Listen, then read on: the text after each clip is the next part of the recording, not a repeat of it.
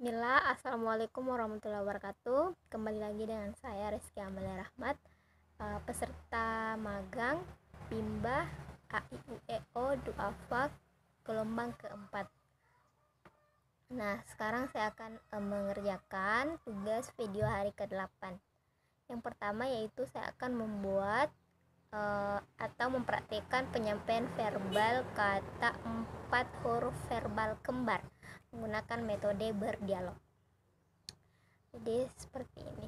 Saya akan lanjutkan dengan praktek penyampaian 4 huruf sederhana menggunakan metode berdialog juga. Jadi saya akan menyambungkan. Saya akan mulai 1, 2, 3. Assalamualaikum. Selamat siang adik-adik. Hai. Wah, semangat sekali ya hari ini. Ya. Adik-adik sudah makan belum? Oh, sudah. Alhamdulillah. Di swab PAPA atau MAMA atau makan sendiri? Oh, disuap PAPA papa atau MAMA mama ya. Oh, papa. PAPA disuap sama papa ya. MAMA-nya kemana? Oh, ke pasar ya, beli mainan untuk adik-adik ya. Iya, oke. Jadi pak PAPA-nya papanya yang ini ya, yang suap ya. Jadi sudah kenyang ya. Oh iya, alhamdulillah. Nah sekarang adik-adik pakai baju apa ya itu? Pakai baju warna apa ya? Oh, biru, BIRU ya. Iya, BURU, biru. Jadi sama dengan Ibu Reski. Ibu Reski pakai jilbab warna BIRU juga, warna biru juga. Iya. Apalagi ya? Oh, itu pakai celana apa ya? Oh, sama, warna BIRU juga. Oh, biru ya. Adik-adik suka warna biru ya? Oh, begitu. Sama dong. Ibu Reski juga suka BIRU. Ini kita lanjut ya. Terima kasih. Itu tadi dialog penyampaian bagaimana cara penyampaian huruf verbal 4 huruf verbal kembar dan penyampaian verbal 4 huruf sederhana. Selanjutnya saya akan menjawab beberapa pertanyaan. Bagian A adalah apa target suasana dan kegiatan di kelas Bimba AIUEO yang harus dicapai. Nah, yang pertama tentunya suasana kelas harus dipastikan selalu menyenangkan dan nyaman. Yang kedua yaitu setiap murid dipastikan melakukan kegiatan yang berhubungan untuk menumbuhkan minat baca dan minat belajarnya. Jadi kegiatan yang dilakukan itu harus sesuai dengan konsep. Yang pertama yaitu menumbuhkan minat baca dan minat belajar anak. Nah, yang ketiga yaitu setiap murid dipastikan melakukan sesuai dengan tahapan perkembangan dan kemampuannya. Jadi harus sesuai dengan perkembangan kemampuannya. Yang keempat yaitu lama kegiatan anak yang berhubungan dengan minat baca dan belajar meningkat dari sebelumnya. Jadi ada peningkatan proses pembelajaran untuk menumbuhkan minat baca dan minat belajarnya. Nah, pertanyaan yang kedua yaitu bagaimana cara motivator mencapai target atau suasana kelas di Bimba AIUEO? Yang pertama yaitu motivator harus selalu menyayangi dan mengasihi murid. Yang kedua yaitu motivator harus bisa mengandalkan dirinya sendiri. Jadi motivator harus tidak bisa lepas kontrol. Jadi motivator ini di sini adalah sebagai kendali di kelas ini. Jadi tidak boleh dia tidak diperbolehkan untuk lepas kendali. Jadi harus sesuai jalurnya dalam kelas. Yang ketiga yaitu kegiatan kelas harus selalu dimulai dengan kegiatan yang menyenangkan bagi murid. Jadi sebelum kita bermain baca-bacaan, selanjutnya hitung-hitung, kita harus memberikan kegiatan-kegiatan yang bisa menyenangkan anak sebelum bermain modul-modul. Yang keempat yaitu motivator harus dapat menerapkan konsep dasar variation skill dengan menggabungkan aspek belajar kognitif, psikomotorik dan afektif. Jadi kita ganti-gantian kegiatannya. Pertama bisa membaca, kemudian menulis, kemudian mewarnai misalnya atau bercerita seperti itu. Selanjutnya, motivator harus dapat menerapkan konsep dasar Bimba A I U E O. Konsep dasarnya itu menemukan minat belajar dengan cara yang fun learning, 100% menyenangkan. Yang keenam, motivator harus dapat menerapkan kurikulum. Jadi kurikulum Bimba AIOE itu banyak, ada modul-modulnya, modul baca, modul tulis, mewarnai, seperti itu. Selanjutnya, motivator harus selalu mengevaluasi afeksi murid. Jadi kita harus selalu observasi bagaimana ekspresi murid, apakah dia merasa senang, nyaman dalam kelas, seperti itu. Nah, selanjutnya bila mengalami kesulitan di kelas harus bekerjasama dengan meminta bantuan motivator yang lain. Jadi kita meminta tolong kepada motivator lain agar bisa menyelesaikan masalah yang ada. Selanjutnya yaitu apa tanggung jawab utama motivator Bimba A I U E O. Tentunya tanggung jawabnya yaitu yang pertama, menumbuhkan minat baca dan minat belajar anak dengan cara yang 100% menyenangkan, harus sepenuhnya menyenangkan, yaitu fun learning. Dengan cara apa? Dengan cara small step system dan individual system yang pernah saya jelaskan sebelumnya. Selanjutnya yaitu apa yang harus dilakukan motivator untuk menjadikan suasana di kelas menjadi aman. Yang pertama yaitu semua stop kontak atau saklar yang tercolok yang berada di sekitar kelas harap bisa dijauhkan dari jangkauan anak-anak agar anak-anak merasa nyaman di kelas. Jadi tidak bisa menjangkau hal-hal yang berbahaya seperti stop kontak dan saklar, seperti itu. Selanjutnya, tidak ada senjata tajam, gunting, pisau, dan sebagainya yang berceceran dalam kelas. Jadi jika ada, silakan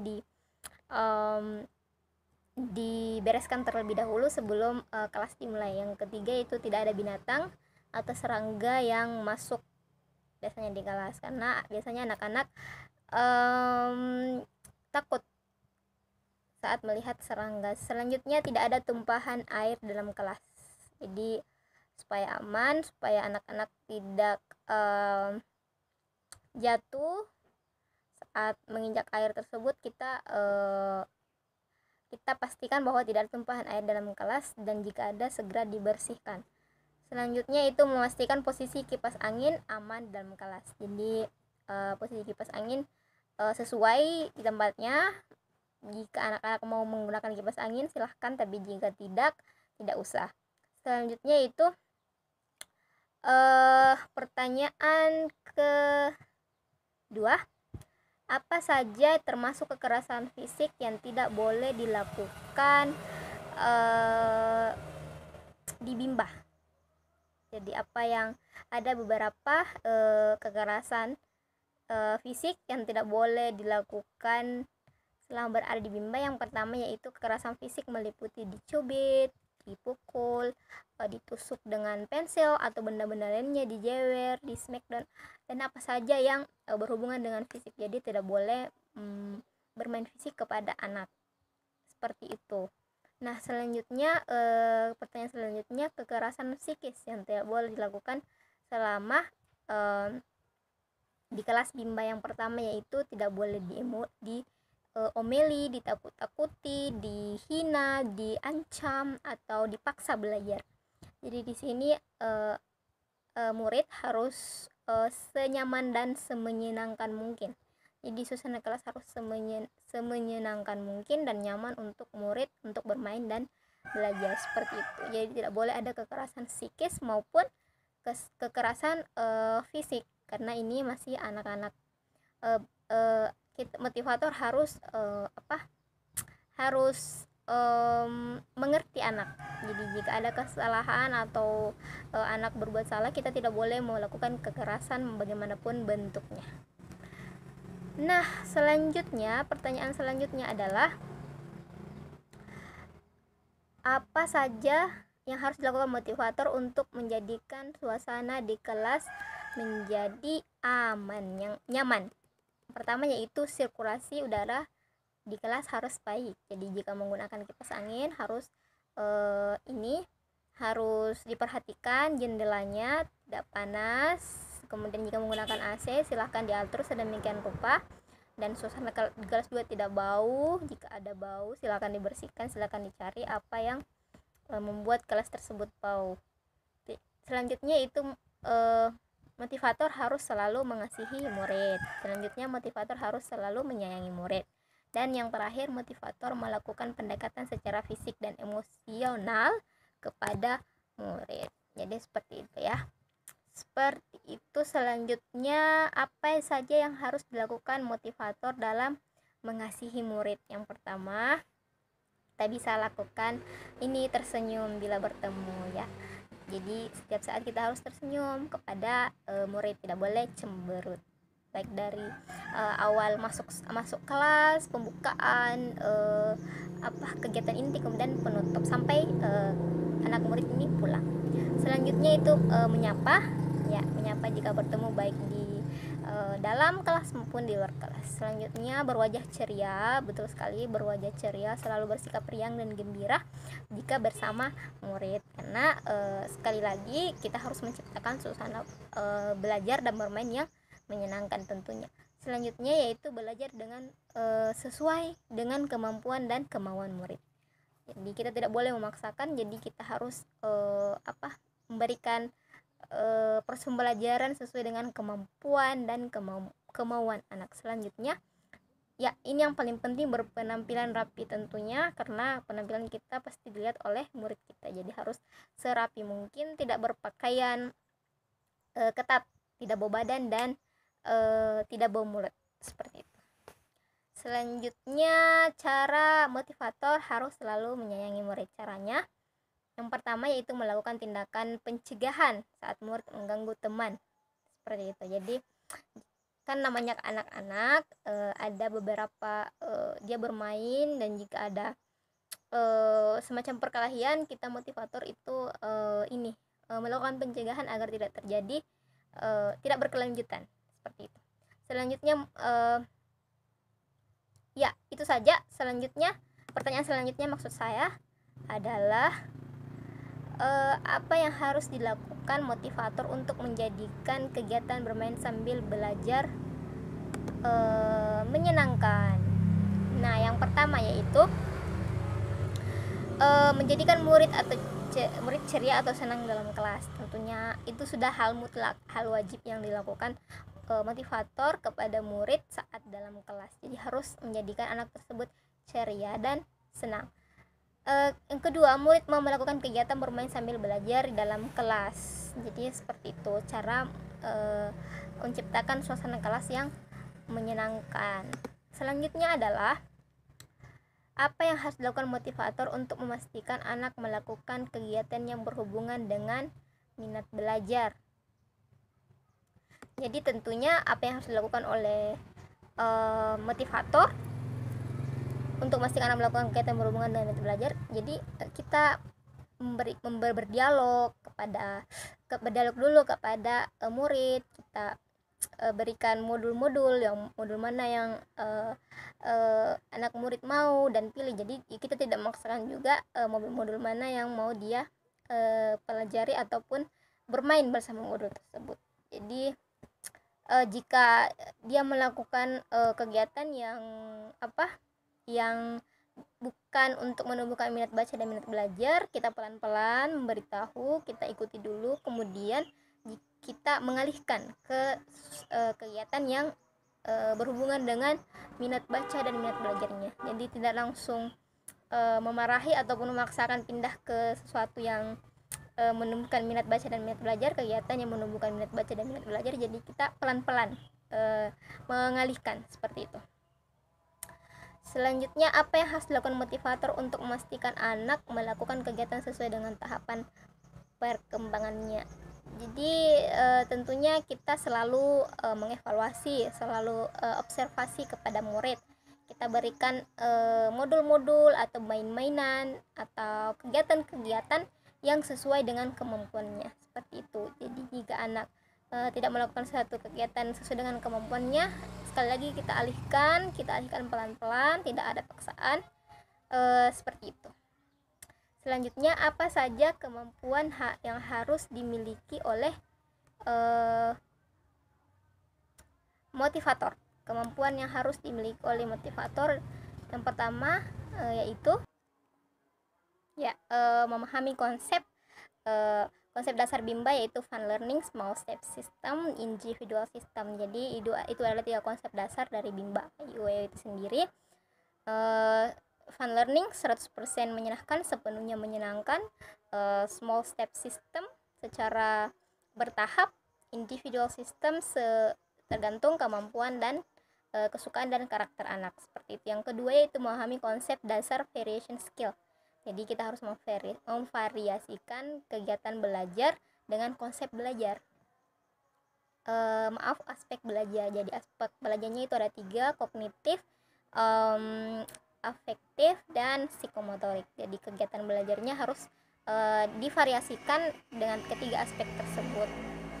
Saya sudah jelaskan tadi juga, kemarin juga. Selanjutnya memahami kurikulum Bimba A I U E O. Jadi kita harus tahu bagaimana kurikulumnya secara detail, baik itu tulis, baca, dan matematikanya, seperti itu.